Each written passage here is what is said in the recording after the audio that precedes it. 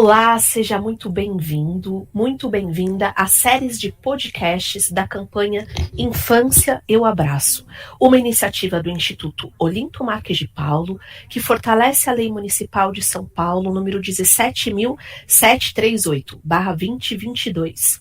Essa lei institui no calendário oficial da cidade uma semana de conscientização e mobilização em prol do desenvolvimento saudável e de prevenção a combate à violência contra crianças e adolescentes.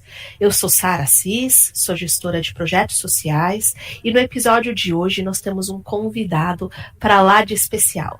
Nada mais, nada menos que o Wellington Nogueira, professor, ator, palhaço, empreendedor social, fundador do Doutores da Alegria, que é uma organização brasileira, pioneira em introduzir a arte do palhaço no universo da saúde, intervindo junto a crianças e adolescentes e outros públicos em situação de vulnerabilidade e risco social em hospitais públicos. Wellington, é uma enorme alegria recebê-lo. Da mesma forma, Sara, estou muito contente que a gente hoje vai conversar, uma coisa que está ficando rara cada vez mais, né? E que a gente vai compartilhar, além de tudo, essa conversa com outras pessoas. Então, não podia ser mais bonito o jeito de começar esse dia que está ensolarado, quero que todo mundo saiba. Lindo dia ensolarado, assim, de outono, maravilhoso. É uma delícia, Wellington. Eu sou grande admiradora sua. Você sabe disso. Eu conto toda vez que eu te encontro. E toda vez que eu te ouço, eu saio com meu potinho mais cheio, sabe? Com doses de esperança, de gratidão, de vontade mesmo de fazer alguma coisa positiva, transformadora. E você menciona muito isso quando você fala que a alegria é transformadora. Né? É verdade. Então, eu vou partir já para a primeira pergunta, porque Bora. Eu quero ouvir muito você. Então, em que medida a atuação de palhaços nos hospitais consegue transformar um cenário tão desafiador e doloroso? Olha, na medida em que, a gente está trabalhando com palhaços profissionais que são treinados para fazer esse trabalho, porque quando a gente está no circo, quando a gente está no palco, a gente faz o que o diretor quer para aquele grande público. No hospital, você está numa instituição que está toda hora lidando com emergências, toda hora lidando com questões que aparecem de repente. Então, você tem que entender que você está lá para servir através da tua arte. Então, e justamente levar o máximo que você puder desse trabalho para as crianças, para os pais, para os profissionais de saúde. Tanto que eu falo que, para mim, hoje, criança vai de 0 a 180 anos, porque todo mundo se torna uma criança no momento que a gente está no hospital. Então, e esse cuidado em preparar o hospital para receber os palhaços é muito importante, porque uma vez que o trabalho começa, todo mundo sabe quem nós somos, o que nós estamos fazendo, por que estamos fazendo, e isso dá um manto invisível de segurança e confiança para todos os lados. Então, essa preparação é fundamental para o trabalho estar bem situado e não ser uma coisa que justamente você está lá fazendo e alguém fala, quem deixou essa palhaçada entrar aqui, né? É isso mesmo. Puxa, lidar com essas questões de imprevisibilidade que você está trazendo é tudo o que a gente lidou na pandemia. Né? Não estava no nosso script, não estava no script de ninguém. E aí me pergunto, né, essa preparação, e quem não tinha essa preparação, como que você busca, de repente, essa inspiração na sua própria infância, né? Ou de que maneira a sua própria infância inspirou ou inspira a sua trajetória profissional e pode, de repente, inspirar algo em nós também? Olha, Sara, eu ainda não tenho ideia, eu ainda não fui explorar a fundo, mas eu posso dizer que Eu sei de um episódio que aos 2 anos de idade, eu tive um problema sério de saúde, eu passei por uma cirurgia de emergência, eu fiquei 2 meses internado, eu não me lembro de nada disso, mas minha mãe falava que as enfermeiras chegavam para me dar injeção, ou tirar sangue, enfim, e que eu falava, eu sei que vai doer, mas pode tirar, porque eu sei que vai ser bom para mim. E diz que as enfermeiras choravam. Então, assim, eu não tenho nenhuma lembrança disso, mas, e também no meu primeiro setênio, eu lidei um pouco com asma, bronquite, então tinha balão de oxigênio em casa. E então eu tive, assim, essa primeira infância foi bem marcada por questões de saúde. Então, eu acho que isso, eu acho não, eu tenho certeza que isso impactou de alguma forma esse desdobramento da minha vida em levar a arte do palhaço para os hospitais. Porque o humor era o meu grande companheiro. Eu amava assistir os Três Patetas na televisão. E que quando eu ria, não doía. Era Três Patetas, era Pernalonga, era Pica-Pau. Nossa Senhora! E ainda, na minha época, assim, criancinha mesmo, esses desenhos, eles não eram nem dublados. Eu assistia em inglês, então, em preto e branco. Pois é, minha filha, olha a idade. Então, eu me lembro muito disso. A questão do rir, para mim, era um santo remédio. Então, eu acho que a vida é muito sábia, porque até trabalhar como palhaço no hospital foi algo que eu nunca planejei e foi o que aconteceu. Então, eu vou ouvindo também esse diálogo lúdico com a vida, né? Onde eu planejo uma coisa, ela fala, não é bem isso, muda aqui um pouquinho. E a gente vai indo. E isso eu chamo de viver. Incrível. Muito legal. Achei muito legal quando você fala assim, quando eu ria, não doía. Exato, exatamente. Isso era algo que minha mãe falava, meu pai falava, e que surpreendia, assim, as pessoas, né? Então, quando essa história do palhaço no hospital entrou na minha vida, que também não era o que eu queria, não estava, mas justamente a hora que eu vi o trabalho, eu falei, nossa, isso é uma forma de arte que é o futuro, e eu não sabia nem dizer como, né? Mas hoje eu sei. Então, eu acho que a vida é como um presente que você vai desembrulhando, sabe? E você vai vendo, nossa, tem essa peça aqui, que legal, porque junta com essa. E aí você vai... Eu tô com... A ludicidade faz muito parte do meu jeito de ver a vida e lidar com ela.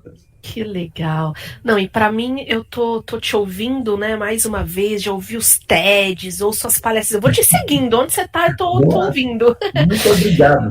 Não, com certeza, para mim é uma alegria enorme, e cada vez que eu te ouço, você falou do presente que você vai desembrulhando, eu vou desembrulhando uma parte que você fala, nossa, que legal, quando ria, não doía, olha que sabedoria, né? Então, muito bacana mesmo.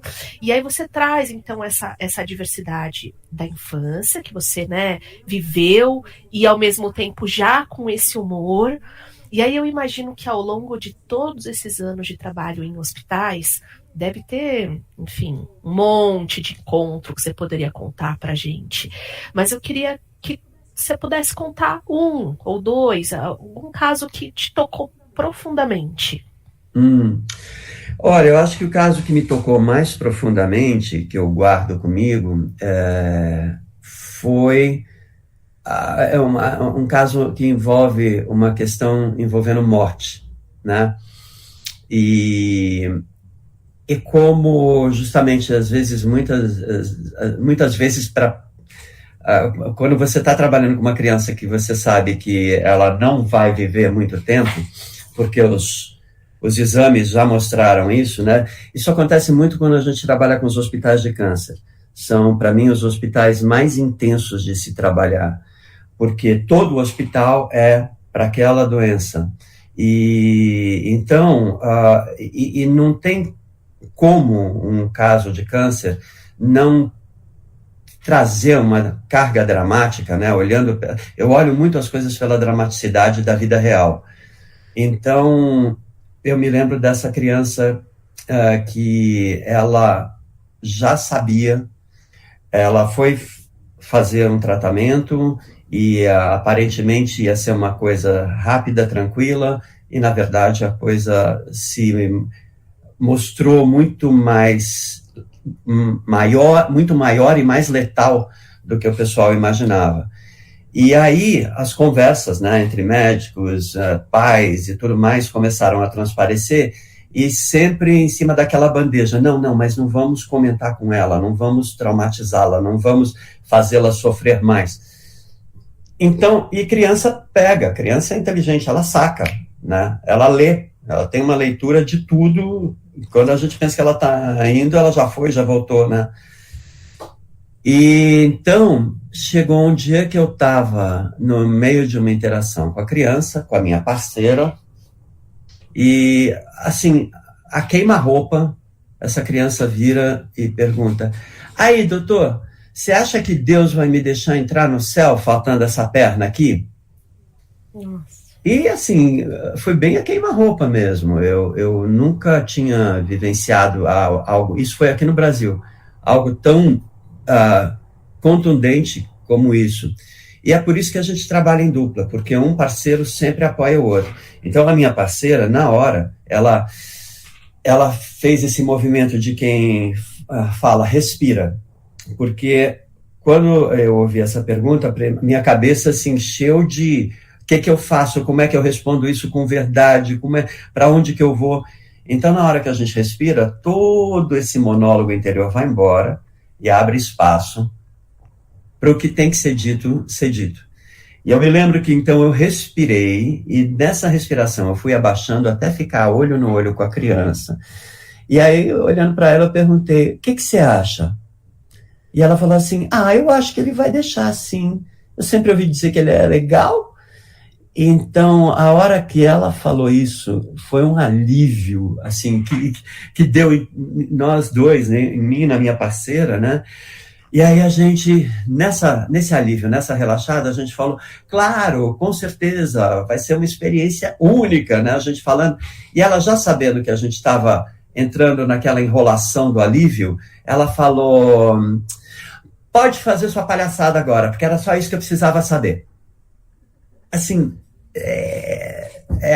ela estava pedindo toda a ação. Então, é nesse ponto que me encanta e me impressiona até hoje a sabedoria das crianças.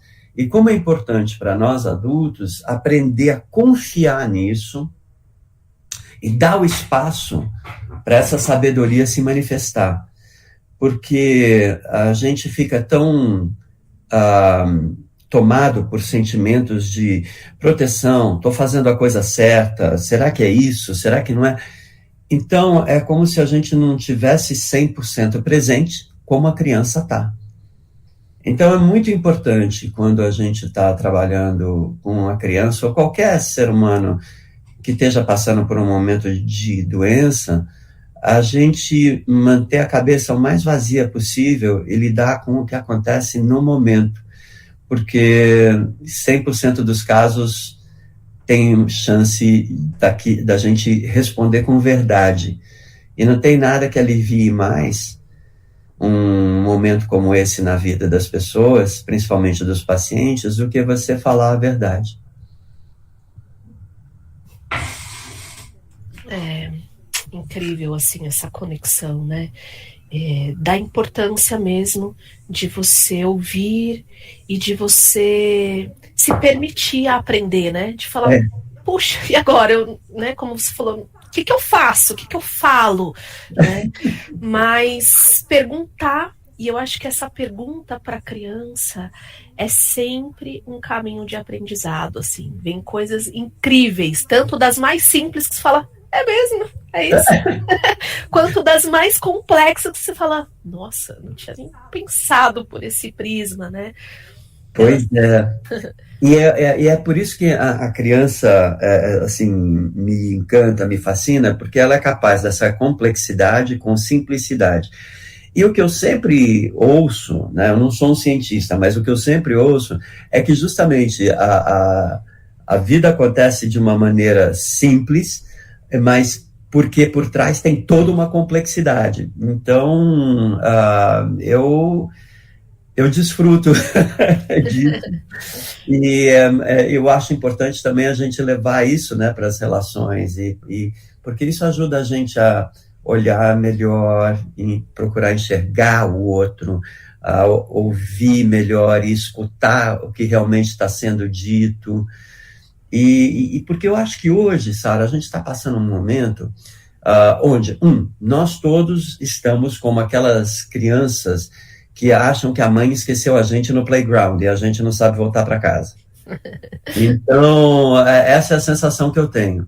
Então, nessa hora, a gente tem que confiar muito naquilo que a gente tem, naquilo que a gente construiu, naquilo que a gente criou de sensibilidade, de escuta, de entrega, para a gente ter uma relação muito verdadeira com aqui agora. O mundo está indo muito rápido e isso é um desafio para a gente ficar no aqui agora, porque eu vejo muito assim o ser humano contemporâneo indo lá para o futuro para bater a meta que precisa, porque senão ele não vai receber o bônus, essa coisa toda, e correndo atrás do prejuízo no passado, que já aconteceu, não volta mais. Então, se você tirar uma foto desse ser humano contemporâneo, vai ficar um borrão, porque a gente não está habitando a maior certeza que a gente tem, que é aqui agora. E as crianças, elas estão, sim, isso está sendo tirado cada vez mais delas, com essa complexidade toda, esse sentimento, esse ritmo, né? Vamos bater a meta, vamos correr atrás do prejuízo, está chegando cada vez mais cedo nelas. Então, eu acho muito importante, por isso que eu estou feliz da gente estar fazendo esse podcast aqui, porque eu acho muito importante hoje a gente olhar para a criança e ver toda essa força, essa potencialidade que ela tem, e desfrutar disso, e aprender com ela. Não é se render para ela e dizer sim para tudo, muito pelo contrário. Mas é a gente filtrar a escuta da gente para a gente ouvir mais essa criança, deixar entrar o que ela está falando para nós, refletir e trazer para a nossa vida essa riqueza que está ali, sob a forma dessa criança. Porque são pontos de vista que a gente já perdeu e que tem muito a ensinar para a gente. Então, se a gente não tivesse que aprender com a criança, elas parariam de nascer. Todo mundo ia continuar, sabe, assim, crescendo, envelhecendo e morrendo. Mas não. Então, e eu acho que hoje a gente tem que ser mais guardião também do tempo de presença, do tempo de brincabilidade de uma criança, para não adultecê-la antes da hora. Então, tudo pode ir muito rápido, mas tem coisas que acontecem uma vez só, então é importante a gente desfrutar, saborear, e o que a gente vive junto das crianças, sejam nossos filhos, sobrinhos, filhos de amigos, pode ser surpreendente e transformador. Basta a gente se abrir para isso. Perfeito. Sabe que te ouvindo me veio a imagem de um presente mesmo, que a gente não desembrulha, né?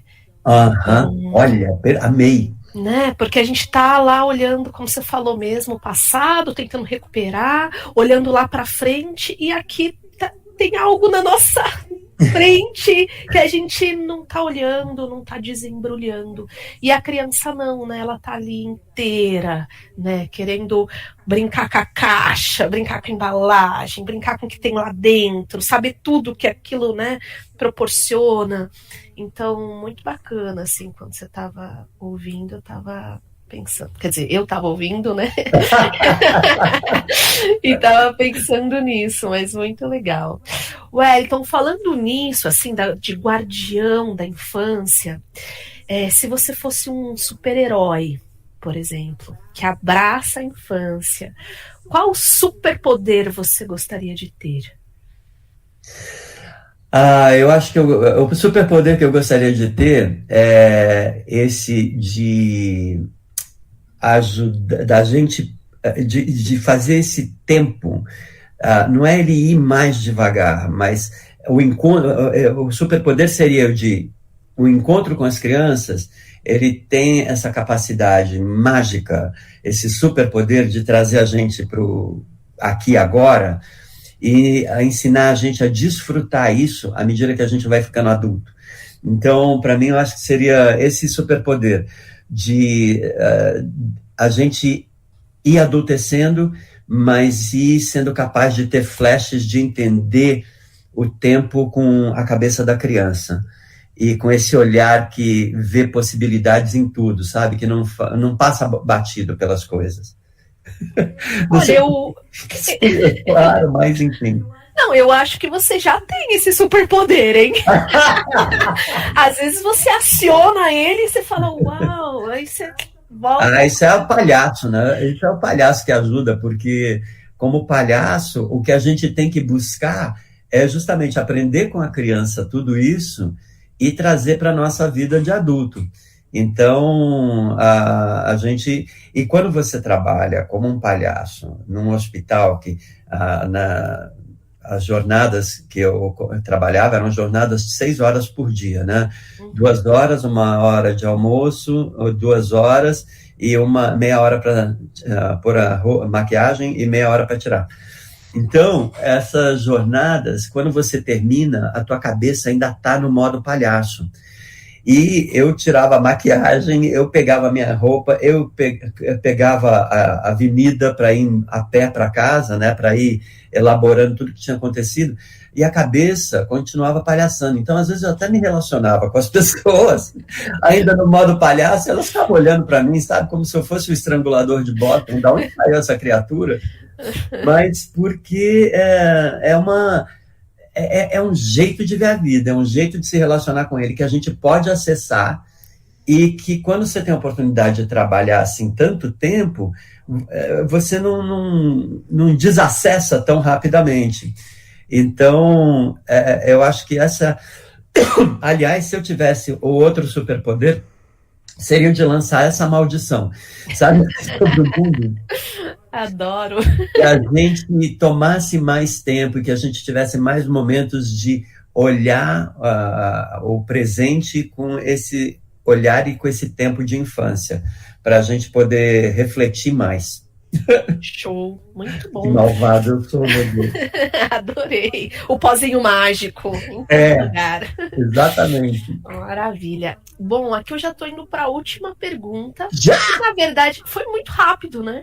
Mas na verdade você já trouxe elementos, mas eu vou dar uma cutucadinha ainda, porque eu acho que é sempre bom a gente ouvir, né? Às vezes, nós adultos adulterados, né? Como você. A gente fala, puxa, tá rindo porque a vida dele é boa. Ou, né, não tem um motivo pra tá rindo assim, não tô com a vida paga, né? Tem um monte de provérbio aí que o pessoal utiliza.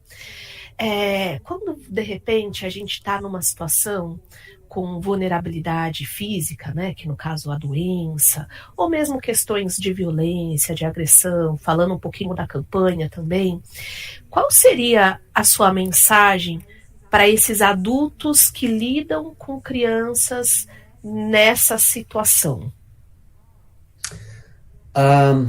Olha, a minha experiência me mostrou que no princípio do trabalho, né, como palhaço em hospital lá em Nova York, eu achava que eu ia fazer algo pelas crianças e na verdade eu vi que é mútuo. Eu estou fazendo o meu ofício e ela está me ensinando vida. E eu falo isso não é sacarina, não, é verdade mesmo, porque essa simplicidade é tão potente e justamente eu tenho histórias que eu me recordo até hoje porque elas mudaram o meu jeito de ver a vida. Então, eu acredito que se eu pudesse, assim, se eu pudesse, eu agora até, nossa, não sei se eu estou respondendo mais a pergunta, se eu me perdi muito, mas essa história da vida paga, essa coisa, não existe. E o que eu acho que existe de mais poderoso na gente é essa capacidade. Enquanto tem vida, tem alguma coisa que está saudável. Então você se conecta com ela. No caso da criança, é pelo brincar, pela ludicidade, pelo jeito de ver a vida e se relacionar com ela, que ela traz sempre essa surpresa para a gente, né? Então, o lance é a gente ficar relaxado para se abrir numa interação com a criança, para deixar isso ocorrer, e não a gente exacerbar ou no cuidado, ou no controle. Eu acho que a vida tem que ser diálogo, e quanto mais lúdico, brincalhão ele for, sabe, que nem um jogo gostoso de frescobol, onde você não está jogando para ganhar, mas está jogando para manter o jogo acontecendo. Então, eu acho que é o conceito do jogo infinito, né? Do brincar infinito. Então, eu acho que é quando a gente consegue viver esses momentos, a gente tem que se agarrar nele para saber voltar. Porque é muito fácil a gente comprar essa coisa da rapidez, da ir cada vez mais rápido, sem a gente precisar comprar. E a vida é diálogo, a vida é jogo, então demanda duas partes. E eu enfraqueço a minha parte, então eu perco o jogo. E, na verdade, o jogo infinito, o jogo constante, é aquele que se faz pelo pergunta e resposta, pela ação e reação. Então, quando a gente abdica da capacidade de brincar, de jogar, de ter essa relação lúdica com a vida, e a gente perde muito da sabedoria que essa vida tem para oferecer, seja na forma de crianças seu jeito de ver o mundo, seja na pressa que a gente cultiva e que impede a gente de ver pequenas coisas, seja na agilidade que a gente busca e passa por cima de um monte de detalhes importantes. Então, eu recomendo respirar e prestar atenção que nenhum de nós saiu andando do ventre materno e nenhum de nós se tornou quem é em 20 minutos. A gente percorreu muitos altos e baixos, a gente sofreu, a gente riu, e a gente tem que honrar esse legado. Eu acho que daí a gente começa a olhar a vida olho no olho. E não tem nada mais legal para a gente brincar do que olho no olho. Exatamente. Essa humanidade, né? Eu acho que você traz esse tempo humano, não dá para acelerar, né? Uma máquina você consegue talvez acelerar, mas o tempo humano, esses ciclos, esses ritmos, né? Ele precisa passar, né? O essencial, né? O essencial tem um ritmo muito próprio, muito particular. E é muito importante. Não quer dizer não vamos ser ágil, não vamos ser rápido, não vamos ser... Não, mas é justamente saber também abrir o espaço para esse ritmo da infância que está indo embora cada vez mais cedo nas crianças. Elas estão adultecendo cada vez mais rápido. E isso, para mim, é literalmente eu vejo como um crime. É muito perigoso para o futuro que a gente está construindo, né? Que futuro é esse que a gente está construindo quando a gente vai tirando cada vez mais da criança a sua capacidade de ser criança, interagir com o mundo e nos trazer sabedoria? Uma boa pergunta, hein, Wellington? A gente fala aqui que as crianças, elas são sementes que nós enviamos a um futuro que nós não veremos. Né? Uau! Gostei disso, Sara. Gostei disso. E aí, que sementes são essas, né? É da pressa, é da essência, é da escuta, é da agilidade, né? Mas como você falou, não é que a gente não vai ser ágil, mas é construir juntos, né? É uma questão de humanidade mesmo. Muito bacana. Agora, o que eu tenho para te dizer é que, assim, quando a gente brinca, quando a gente tá feliz, o tempo passa mais rápido, né? Porque, assim, acabou, assim. Como assim? Tá tão gostoso. Pois é, por isso que a gente tem que aproveitar muito. Tá vendo? E eu queria super agradecer você por esse bate-papo, de se colocar disponível, sabe, para semear esse conhecimento, essa alegria a todos nós. De verdade, é uma honra muito grande aprender contigo, e eu espero que todos os nossos ouvintes, de alguma maneira, se inspirem nessas suas falas, que abram espaço cada vez mais para alegria, para escuta, para presença, para paciência, né? Como um caminho de saúde, porque sim. Né? E é um caminho, inclusive, de manter a nossa sanidade mental, para dialogar olho no olho com esse mundo que muda cada vez mais rápido. A criança tem essa capacidade de lidar com essa complexidade. Não é à toa que hoje eu estou trabalhando com a pedagogia de emergência, que é, para mim, a grande comprovação da importância da ludicidade na fase adulta da vida. Porque a pedagogia de emergência tira traumas de populações inteiras que passam por desastres ou de natureza bélica ou de desastres naturais, né, que transformam a vida de toda uma população de um dia para o outro, de um momento para o outro, e essas pessoas se veem traumatizadas e no trauma tudo paralisa, você se desconecta.